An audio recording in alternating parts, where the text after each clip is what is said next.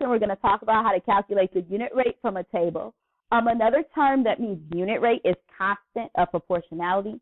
So if someone ever asks you to find the constant of proportionality, they're really just saying find the unit rate, and we do them the exact same way. So the steps we use to find the unit rate from a table: choose a pair of points, divide y by x, and then remember to include the unit rate. We'll include the units. The unit rate is also y when x equals 1. So let's take a look at our examples.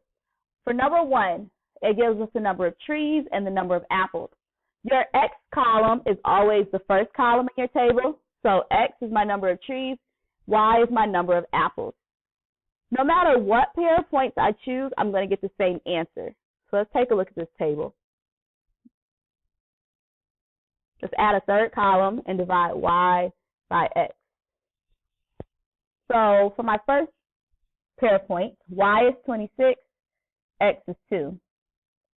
26 divided by 2 is 13.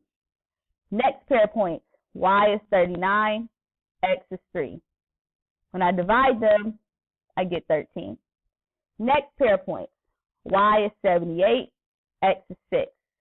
When I divide them, I get 13 again. Next pair of points, y 130, x 10. When I divide them, 13. Last pair of points, 156 divided by 12 is also 13. So again, notice no matter what pair of points I chose, when I divided y by x, I got 13. So you really don't have to do all the pair of points in the table. If I know the table shows a proportional relationship, I really just need to choose one pair. And so for this problem, my unit rate is 13. But when I include the unit, I have y over x. So 13 over 1. Y in this problem represents the number of apples. So 13 apples per 1. X is trees, so 1 tree. 13 apples per 1 tree is my unit rate. Let's take a look at example 2.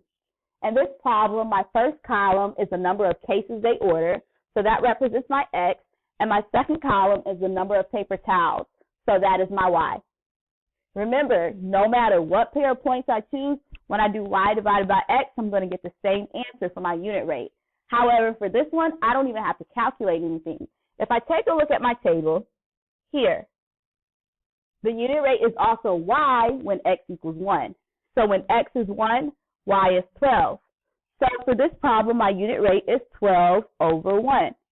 When I include my unit, y over x, y is the number of paper towels or rows of paper towels, and x is in the denominator, that's the number of cases per 1 case.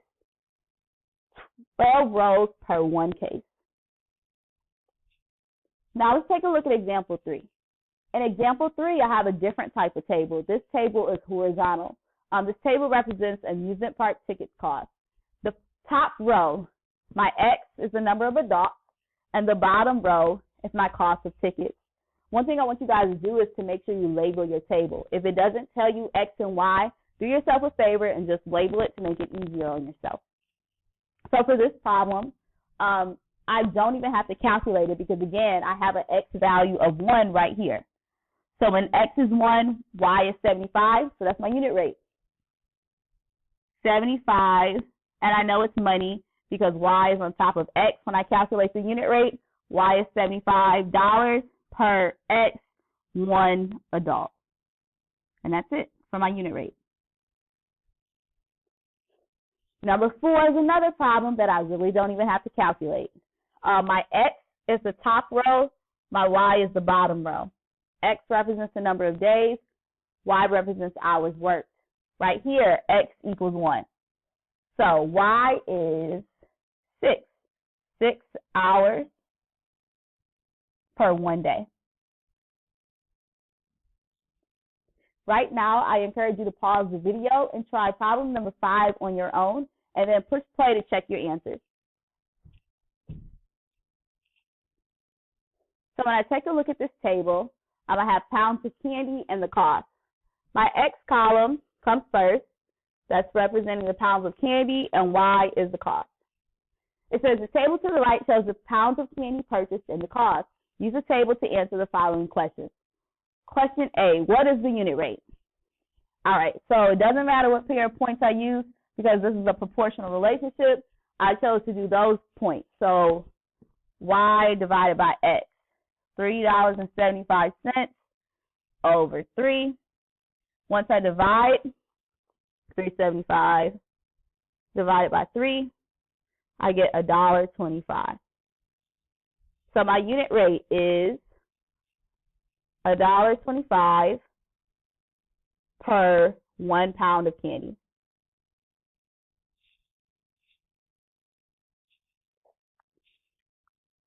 To answer questions B and C, I just need to create a proportion.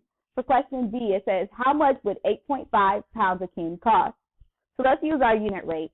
I know that it's $1.25 for 1 pound. And then ask me how much would 8.5 pounds cost. Remember, I need to keep my like units together. So because I have pounds in the denominator, I'm going to keep 8.5 pounds in the denominator. And x is my numerator.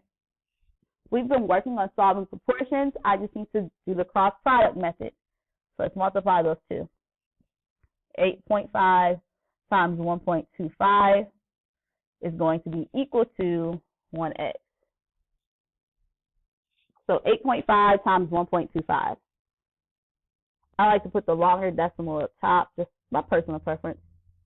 So let's multiply 25, 10, 12, 6. I'm moving to the tens place. So now 40, 16 plus 4 is 20. 8 times 1 plus 2 is 10. 5, 2, 6, 10. I have a total of 1, 2, 3 digits behind my decimal, so I should have 3 digits behind the decimal. So I get 10.625. However, this question is asking me how much would it cost, and I know money only has 2 decimal places. So when I look at the third number, it's a 5, so I need to round up. My answer to question B is $10.63. Let's look at question C. This time, how much candy can you purchase with $25? So let's go back to our unit rate. I know it's $1.25 for 1 pound.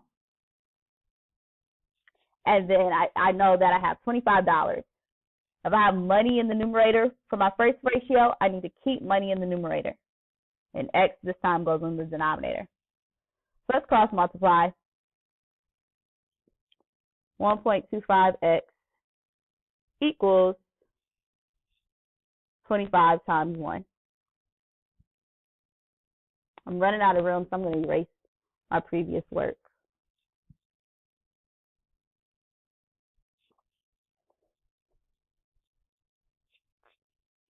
All right, 1.25 times x, it just stays the same. In order to get x by itself, I need to divide. So 1.25x equals 25. Divide by 1.25 to isolate x. So now my division problem is 25 divided by 1.25.